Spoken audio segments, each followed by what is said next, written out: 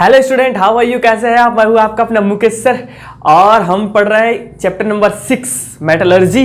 ठीक है dear students, और उसमें हमने लास्ट क्लास में प्रीवियस क्लास में हमने देख रखा भैया क्या सांद्रण तक पहुंच चुके हैं। ठीक है, खनिज क्या है, अयस्क क्या है, गैंग क्या है, ये सब चीज मैं पढ़ा चुका हूँ आपको। ठीक है, और उसके बाद आपका निष्कर्षण जब मेटलर्जी किया जाता है धातु कर्म किसी भी धातु का अयस्कों से उसको उस रूप में धातु के रूप में बदला जाता है, तो सर्वप्रथम जो प्रक्रिया होती है वो सांद्रण की होती है, कंसंट्रेशन। और सांद्रण किसे कहते हैं डियर स्टूडेंट्स? उसमें से उसकी अशुद्धियों को, जैसे कंकड़ पत्थर मिट्टी वगैरह वगैरह जो होता है उनको अलग करना, ये सांद्रण कहलाता है, और धातु के कंसंट्रेशन को बढ़ाना। ठीक है, तो ये स्वाभाविक सी बात है यार। यदि एक छोटा सा पात्र लिया गया है और उसमें दो चीजें ले ली गई है, ठीक है, दो चीजें ले ली गई है एक छोटे से पात्र में, ऐसा मान के चलो उसमें चावल है, ठीक है, और दाल है। अब मुझे चावल की कंसंट्रेशन को बढ़ानी है तो दाल को अलग कर दो, सीधी सी बात। वो उसके लिए अशुद्धि का काम कर रहा है, ठीक है, और चावल बस बचेगा तो उस छोटे से पात्र में चावल की संख्या अधिक है तो भाई कंसंट्रेशन बढ़ गया यार। तो यही सांद्रण में किया। उसमें हमने बहुत सारी ढेर सारी प्रक्रियाएं पढ़ी, चुंबकत्व पृथक्करण विधि पढ़ा हमने, गुरुत्वीकरण विधि पढ़ा, ठीक है, और फेन झाग उत्प्लावन आईएमपी टॉपिक चिड़ का तेल, ठीक है, वो सब हमने पढ़ के रखा है। आज हम जो पढ़ने जा रहे हैं डियर स्टूडेंट वो है धातु का निष्कर्षण। क्या? धातु का निष्कर्षण।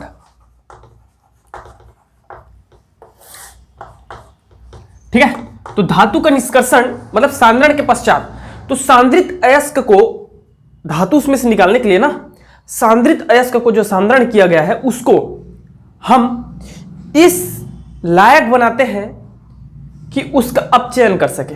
क्या कर सके? अपचयन। धातु के निष्कर्षण में मोस्टली अपचयन को ध्यान दिया जाता है। और अपचयन का प्रक्रिया क्या होता है स्टूडेंट? अपचयन मतलब होता है कि उसमें से ऑक्सीजन को हटाना या हाइड्रोजन को जोड़ना। दैट इज नोन एज आपका रिडक्शंस। ठीक है, तो अपचयन कैसे करेंगे भाई? अपचयन करने के लिए हमें पहले उसको क्या करना पड़ेगा? ऑक्साइड में बदलना पड़ेगा। तो जनरली धातु के निष्कर्षण की प्रक्रिया में सबसे मेन जो पॉइंट रहता है वो यही होता है कि उस धातु के अयस्क को धातु के ऑक्साइड में बदलो। जैसे कि आपका आयरन है तो उसको आयरन ऑक्साइड में बदलो, फिर उसका अपचयन कर दो, मतलब ऑक्सीजन को अलग कर दो तो धातु मिल जाएगा। क्यूप्रस ऑक्साइड है, ठीक है, क्यूप्रिक ऑक्साइड है तो उसको अपचयन करो, उसका ऑक्सीजन को अलग करो। तो ये मोस्टली फोकस किया जाता है इस टर्म्स में। अब इसकी दो प्रक्रियाएं होती है। एक तो होता है क्या? ऑक्साइड में परिवर्तन, और दूसरा जो होता है वो होता है मुक्त धातु में अपचयन। मुक्त धातु में अपचयन। तो ये दो प्रक्रियाओं द्वारा हम धातु के निष्कर्षण की प्रक्रिया को आगे बढ़ाते हैं। ठीक है, जिसमें ऑक्साइड में परिवर्तन, आप ऐसे इसको नाम दे देना, अ दे देना, इसको ब दे देना, ठीक है, क्योंकि हम इसके अंदर फिर टाइप्स पढ़ेंगे। तो अ में डियर स्टूडेंट्स हमारा ऑक्साइड में परिवर्तन जो होता है, ऑक्साइड में परिवर्तन, ये ऑक्साइड में परिवर्तन करने के लिए ना दो विधियां होती है जो कि बहुत फेमस है और आईएमपी भी आता भी है, इंडिविजुअल आता है 3 नंबर में। क्या? सबको पता है, भर्जन एवं निस्तापन। ठीक है, तो उन्हीं चीजों को अब हम डिटेल से पढ़ने जा रहे हैं कि क्या है भर्जन, क्या है निस्तापन और क्या क्या है विधियां।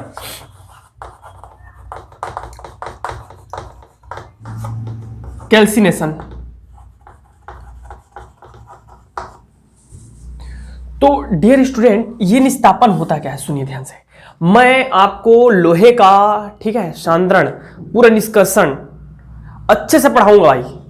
एक ही क्लास में मैं आपका लोहे का जो ढलवा पिटवा लोहा पढ़ते हैं हम लोग, बड़ा टॉपिक, ठीक है, जिसमें भर्जन निस्तापन का पूरा भट्टी वात्या भट्टी परावर्तनी भट्टी सब पढ़ेंगे, ठीक है, और कॉपर पायराइट का भी हम निष्कर्षण एक ही क्लास में कंप्लीट कर देंगे। समझ में आ रहा है? लेकिन ये बेसिक कंसेप्ट पढ़ा रहा हूं मैं, अभी भी इंट्रोडक्शन ही चल रहा है आपको इस चैप्टर का। तो निस्तापन जो होता है वो क्या होता है सुनो। निस्तापन में होता क्या है कि सांद्रित अयस्क को पीस कर, अच्छे से पीस कर, वैसे भी सांद्रित करने से पहले हम पीसते ही है, फिर भी और पुनः पीस कर उसे धातु के गलनांक से कम ताप पर, धातु के गलनांक से कम ताप पर वायु की सीमित उपस्थिति में या अनुपस्थिति में, याद रखना निस्तापन और भर्जन में थोड़ा डिफरेंट रहता है।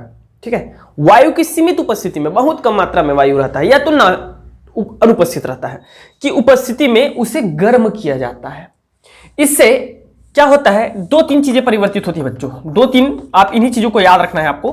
क्या होता है, सर्वप्रथम जो है आपकी जल की अशुद्धि जो होती है, जल अशुद्धियां, ठीक है, एवं जल अशुद्धियां क्या होती है, आपका दूर हो जाता है, और अयस्क हमारा क्या हो जाता है, अयस्क शुष्क हो जाता है। जल अशुद्धियां दूर होती है और अयस्क क्या हो जाता है, शुष्क हो जाता है। और कई अशुद्धियां जो है, आर्सेनाइट की अशुद्धियां वगैरह जो है वाष्प बन करके उड़ जाते हैं। आप लिख सकते हो आर्सेनाइट की अशुद्धियां वाष्प बन के उड़ जाती हैं, ठीक है। दूसरा मुख्य परिवर्तन क्या आता है, जैसे कि हाइड्रेट अयस्क, हाइड्रेट अयस्क निर्जल हो जाते हैं। क्या हो जाते हैं, निर्जल हो जाते हैं, जो कि हमारे लिए अत्यंत ही आवश्यक है। लाइक देन इसका एग्जांपल है dear student bauxite, Al2O3 3H2O। इसको जब गर्म किया जाता है, हीट किया जाता है बहुत ज्यादा, तो ये क्या हो जाता है आपका इस प्रकार, ठीक है, 3H2O वाष्प बन करके क्या हो जाता है, उड़ जाता है। इसी प्रकार हमारा आता है मैग्नेटाइट।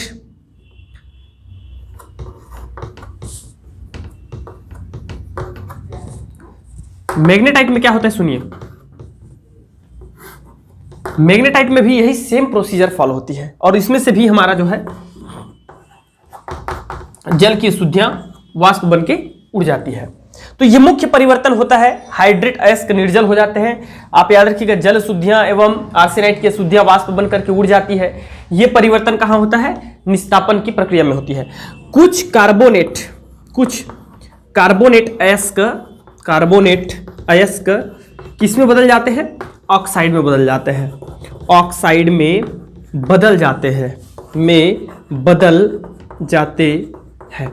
जैसे आपका लेड कार्बोनेट है, लेड कार्बोनेट डियर स्टूडेंट, तो ये बन जाता है लेड ऑक्साइड और प्लस कार्बन डाइऑक्साइड। इसी प्रकार आपका नेक्स्ट इसका एग्जांपल है जिंक ऑक्साइड, जिंक कार्बोनेट, ठीक है।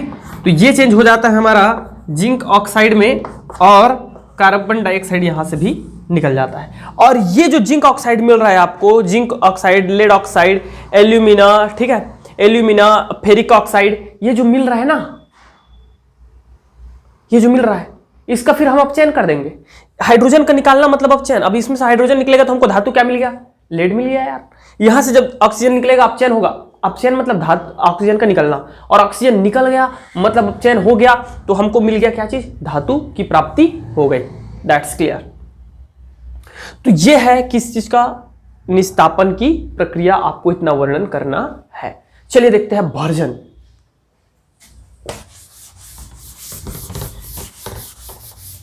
इसके बाद डियर स्टूडेंट, और ये जो कैल्सिनेशन की प्रक्रिया होती है, ठीक है, वो किस भट्टी में होती है, उस भट्टी का नाम होता है परावर्तनी भट्टी। दैट इज नोन एज परावर्तनी भट्टी, याद रखना, ठीक है। अब देखते हैं क्या चीज, भर्जन। भर्जन, ठीक है, इसको बोलते हैं डियर स्टूडेंट रोस्टिंग। तो रोस्टिंग की प्रक्रिया क्या होती है सुनो, मैं दोनों में डिफरेंट भी कराऊंगा, आ जाता है यार, डिफरेंट आ जाता है भाई। सुनो क्या होता है, रोस्टिंग की प्रक्रिया क्या होती है सुनिए। सांद्रित अयस्क को, जो सांद्रित हो चुका है, उस अयस्क को परावर्तनी भट्टी में, दोनों ही प्रक्रिया, भर्जन और निस्तापन दोनों ही प्रक्रिया परावर्तनी भट्टी में होता है, ठीक है। तो परावर्तनी भट्टी में लेकर वायु की अधिकता में, वहां वायु की सीमित मात्रा में थी, यहां वायु की अधिकता में धातु के गलनांक से कम ताप पर गर्म किया जाता है। धातु के गलनांक से कम ताप पर गर्म किया जाता है। इससे मुख्यतः निम्नलिखित परिवर्तन होते हैं। पहला क्या परिवर्तन होता है सुनिए, पहला परिवर्तन होता है आपका सल्फर, आर्सेनिक, फास्फोरस जैसे वाष्पशील अशुद्धियां, वाष्पशील अशुद्धियां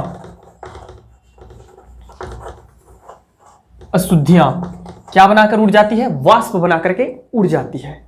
ऑक्सीजन वायु की अधिकता में कराते हैं, ठीक है, तो वायु वहां से आ रही होती है परावर्तनी भट्टी से, तो वो जो है, ये जो है ऑक्साइड के साथ, मतलब ऑक्सीजन के साथ क्रिया करके वाष्पशील अशुद्धियां बनाकर उड़ जाती है, उड़ जाती है। ठीक है, कैसे होता है भैया, ये देख लो, S8 प्लस 8O2, तो ये हो जाएगा 8SO2 सल्फर डाइऑक्साइड। ठीक है, अब बोलोगे सर कि इसको ऐसे नहीं लिख सकते क्या? बिल्कुल लिख सकते हो यार, क्या प्रॉब्लम है, लिख सकते हो, है ना। ये तो कुछ नियम कानून कायदे होते हैं, ठीक है, जिसकी इंडियन बेस्ट में इंटरनेशनल मैदान में क्या नॉर्मल जैसी हमारे जैसे कपड़ा पहन के नहीं खेल सकते क्या? खेल सकते हैं ना भाई, लेकिन उसकी कुछ पहचान होती है यार, तभी तो पीछे में लिखा रहेगा इंडिया, इंडिया नंबर 7 जर्सी। ठीक है, चलिए ठीक है, तो ये हो गया, इस प्रकार के अशुद्धियां उड़ जाती है। दूसरा क्या होता है, जो धातु के सल्फाइड होते हैं, धातु के सल्फाइड, ठीक है, वह भी ऑक्साइड बना करके, ठीक है, ऑक्सीजन के साथ वाष्पशील अशुद्धि बना करके क्या हो जाती है, उड़ जाती है। जैसे क्या है, इधर देखिए, जैसे कि है हमारा क्यूप्रिक सल्फाइड, ये जो है ऑक्सीजन के साथ, अच्छा उसमें एक ही बताया क्या यार, सल्फर बस का बताया क्या, एक और बता दें, चलो आर्सेनिक बता देते हैं, दो ठो कम से कम हो जाएगा, है ना। आर्सेनिक देखिए कैसे बनाता है आर्सेनिक, AH2O3, 2 है 4 है तो 2 सामने लगा दीजिए, 3 2 6 हो गया। तो इस प्रकार क्यूप्रिक सल्फाइड जो है ऑक्सीजन के साथ कुछ इस प्रकार से SO2 प्लस 2CO2O, ये देखिए इस प्रकार, सॉरी यार समथिंग इज रॉन्ग हेयर, ठीक है, क्यूप्रिक सल्फाइड है तो सल्फर डाइऑक्साइड बन गया, ओके वेरी गुड। एंड ये 2 लगाया हूँ तो यहाँ 2 लगा दूंगा तो 2 सल्फर हो गए, ठीक है, तो 2 यहाँ हो गया, ठीक, ये हो जाएगा ऐसा, इस प्रकार कुछ, 2 सल्फर है, 2 sulphur, very good, 4 oxygen, 2 oxygen, 6, ठीक है। तो इस प्रकार ये बन करके आपका क्यूप्रिक सल्फाइड किस में कन्वर्ट हो जाता है, इस प्रकार कन्वर्ट हो जाता है। इसी प्रकार यदि और देखना चाहेंगे डियर स्टूडेंट्स, ठीक है, तो ढेर सारे हैं यार, ठीक है, बहुत सारे ऐसे हैं, ठीक है। ये आपका ये होता है गैलेना का भी आप करा सकते हो ऑक्सीजन के साथ, तो ये आपका लेड, और ये गैलेना का सल्फर डाइऑक्साइड ये अलग हो जाता है।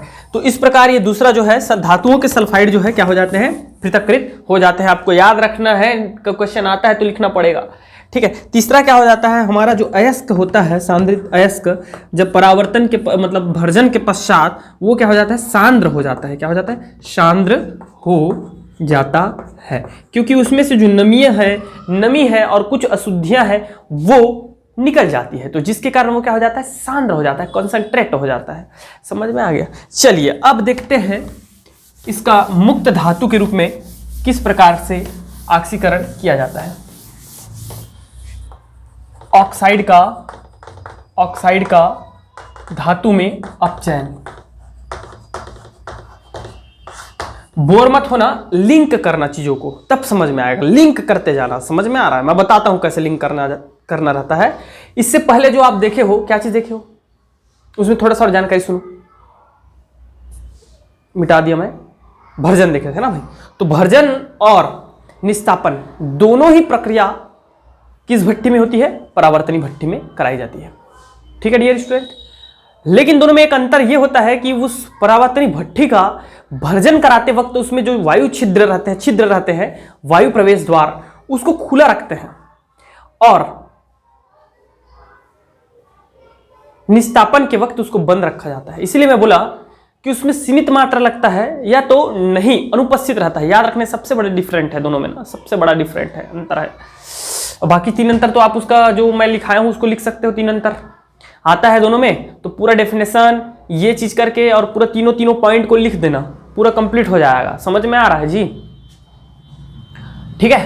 तो और उसमें अग्निशाह मतलब होता है अग्नि को सहन करने वाला, बहुत ज्यादा। हम देखना कितना टेम्परेचर, जब लोहे का निष्कर्षण पढ़ेंगे ना, तो उसमें हम 1500-1600 डिग्री सेल्सियस पर उस लोहे के अयस्क को उबालते हैं, गर्म करते हैं, तो सोचिए सामान्य ईंट उसको सह नहीं सक पाएगा, तो ऐसे ईंट का उपयोग किया जाता है जो जिसको नाम ही बोला जाता है कि अग्नि सह ईंट बोलते हैं उसको ठीक है। और इस्पात का जो है उसका वो रहता है, जो कह दिया जाए उसको क्या बोलते हैं यार, जिस पात्र में रहता है, बहुत बड़ा बड़ा पात्र रहेगा, बताऊंगा कितना मीटर, कितना फीट, कितना व्यास, ठीक है, तो उसका जो द्वार रहता है, कहा जाए तो उसका जो दीवार रहता है वो इस्पात का बना हुआ रहता है, स्टील का, ठीक है। और नर्म लोहे से स्टील ज्यादा मजबूत होता है, उसमें कार्बन वाना मिलाए जाते हैं। इन सब चीजों के बारे में ध्यान से आराम से पढ़ेंगे, टेंशन ना ले।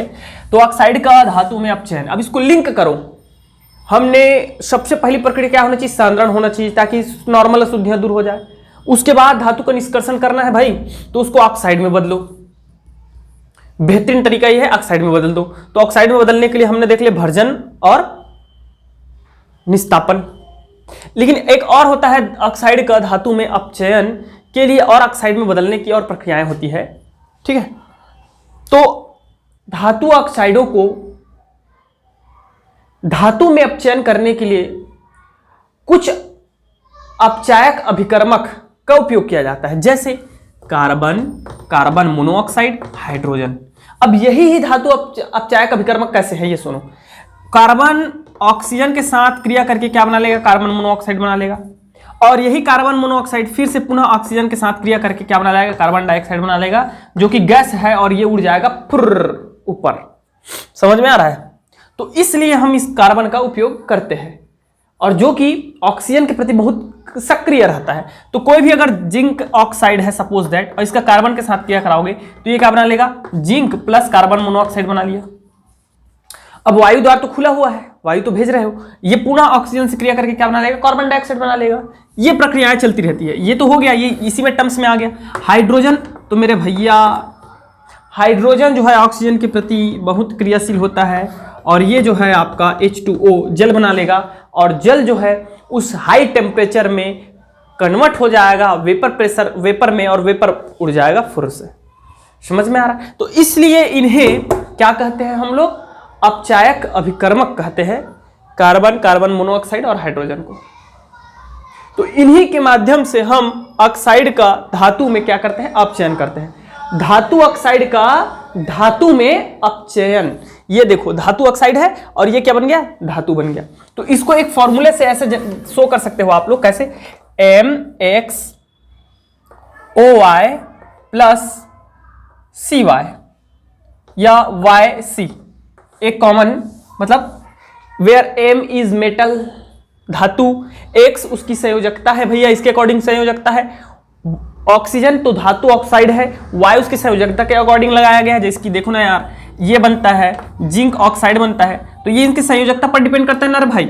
इसकी संयोजकता कॉपर की क्या होती है, +1 होती है, ठीक है। तो ये यहाँ पे 2 लगाना जरूरी है। मैं इस चीज पर मैं वीडियो बनाने की बहुत दिन से सोच रहा था यार, क्लास लूं करके, ठीक है, एक बार बोला भी था आप लोगों को। चलिए देखते हैं, बताता हूं कैसे बैलेंस किया जाता है, कैसे इनका ये कन्वर्ट होता है, ठीक है। अभी इसकी जिंक की 2+ संयोजकता होती है और ऑक्सीजन की 2-, तो ये सेटिस्फाइड हो जाता है, इसलिए सीधा सीधा जिंक ऑक्साइड बना लेता है। लेकिन कॉपर का आपका +1 होता है, जबकि ऑक्सीजन का 2- होता है।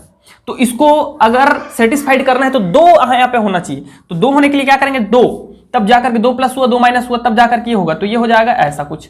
अब यहाँ तो नहीं लगा सकते, यहाँ लगाओगे तो फिर तो 2 ऑक्सीजन फिर हो गया, तो 4 हो जाएगा, तो 4 हो जाएगा, ठीक है। तो इसलिए हम इनको कहाँ लगाना पड़ता है, यहाँ लगाना पड़ता है। समझ में आ रही चीजें हैं? इसके लिए मैं एक बेहतरीन क्लास आप कमेंट बॉक्स में लिख दो, अगर आपके सुझाव आए तो मैं डेफिनेटली बना दूंगा, एकदम मस्त मजा आ जाएगा सबको, ठीक है। तो इस प्रकार ये हो जाएगा डियर स्टूडेंट, क्या बन जाएगा, XM धातु बन जाएगा, और ये हो जाएगा हमारा COY। इस प्रकार से कार्बन मोनोऑक्साइड में कन्वर्ट हो जाएगा। XM लिख दीजिए या MX लिख सकते हो, इसमें डिफरेंट नहीं है क्योंकि वो सिंगल है। ओके, इतना चीज समझ में आ गया सबको? चलिए देखते हैं अब इसकी क्या क्या विधियां हैं, ये देखते हैं। चलिए, सबसे फर्स्ट विधि है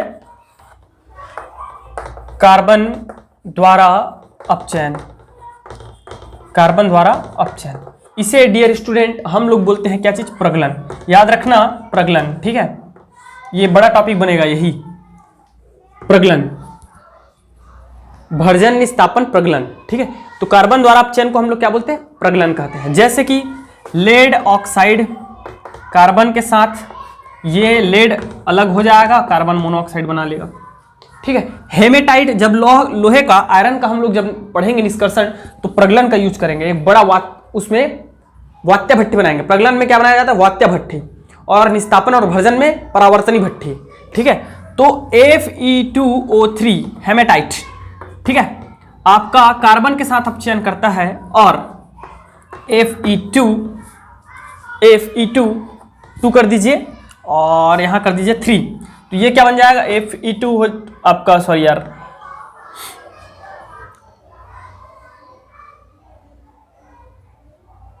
ओके, देखिए क्या बन जाएगा ये 3CO2। ठीक है। इस प्रकार ये प्रक्रियाएं चलती है। तो इसको हम लोग बोलते हैं कार्बन द्वारा अपचयन, जिसे बोलते हैं प्रगलन। ये छोटा सा पॉइंट नहीं आएगा, लेकिन याद रखना है आपको, ये प्रक्रिया प्रगलन कहलाती है। कार्बन द्वारा अपचयन क्या कहलाएगा? प्रगलन कहलाएगा। दूसरा होता है एल्यूमिनियम। एल्यूमिनियम द्वारा अपचयन, इसको डियर स्टूडेंट हम लोग जिस नाम से जानते हैं वो है गोल्ड स्मिथ प्रक्रिया विधि। गोल्ड स्मिथ विधि, या एक नाम से और जाना जाता है एल्यूमिनो तापी विधि। तापीय विधि, तापी थर्मल मेथड। क्यों कहा जाता है इसको सुनिए। तो ऐसे धातु जिनका गलनांक अति उच्च होता है, ऐसे धातु जिनका गलनांक अति उच्च होता है, जैसे मैग्नीज, क्रोमियम, टाइटेनियम, वानेडियम, टंगस्टन इत्यादि, ऐसे कई सारे धातु हैं जिनका टेम्परेचर टेम्परेचर बोलते हो, गलनांक, मेल्टिंग पॉइंट बहुत हाई होता है। तो ऐसे धातुओं का अपचयन कार्बन अर्थात प्रगलन विधि द्वारा नहीं किया जा सकता, क्योंकि इनके साथ जब कार्बन मिलाया जाता है ना, जैसे कि क्रोमियम का है, देखिएगा क्रोमियम का है, तो इसके साथ यदि कार्बन मिलाओगे ना तो ये कार्बन ऑक्साइड नहीं बना करके क्या बना लेता है पता है? धातु के कार्बाइड बना लेता है। मतलब ये इसके साथ सहयोग कर लेता है। ठीक है। इसको दोनों को संयोग करके बनाना चाहिए, तब धातु अलग हो जाता, लेकिन ये क्या करता है? कार्बन कार्बाइड के साथ बना लेता है। इसलिए इसका हम लोग उच्च गलनांक वाले धातुओं का उपयोग कार्बन अपचयन विधि में नहीं करते। उनके लिए उपयोग किया जाता है एल्यूमिनो तापीय विधि, गोल्ड स्मिथ विधि। तो बहुत हाई मेल्टिंग टेम्परेचर वाले धातुओं का अपचयन कार्बन विधि द्वारा नहीं किया जा सकता, क्योंकि वो कार्बाइड बना लेते हैं। तो इसका अपचयन एल्यूमिनियम के साथ किया जाता है, और इसे ही क्या बोलते हैं हम लोग? गोल्ड स्मिथ विधि कहते हैं। ठीक है। जैसे कि ये देखिए,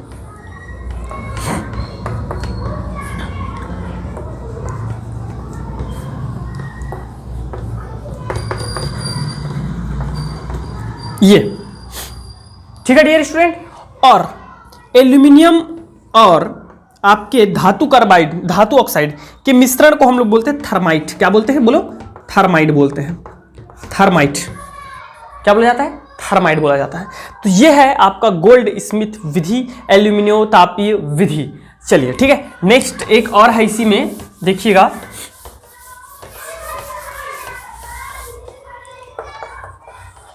स्व अपचायक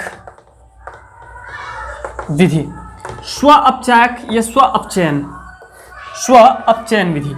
स्व अपचयन ही ठीक रहेगा, अपचयन विधि। तो नाम से स्पष्ट है डियर स्टूडेंट्स, क्या कि इसमें हम बाह्य कोई अपचायक का यूज नहीं करते, स्वयं के द्वारा वो क्या होता है? अपचयित होता है। जैसे कि इसका सबसे बेहतरीन यूज होता है कॉपर पायराइट। जब देखेंगे हम लोग कॉपर पायराइट का अपचयन देखेंगे, ठीक है, वह इसका सबसे बेहतरीन उपयोग होता है। यहाँ पे कॉपर पायराइट में। ठीक है। पहले मैं बता देता हूं, उसके बाद समझाते हैं। ठीक है, कैसे? ये देखो, ये जो है इससे क्रिया करके सल्फर डाइऑक्साइड बनाएगा। 2 सल्फर है तो इसलिए सामने 2 लगा दीजिए। अब बचा क्या रे भाई?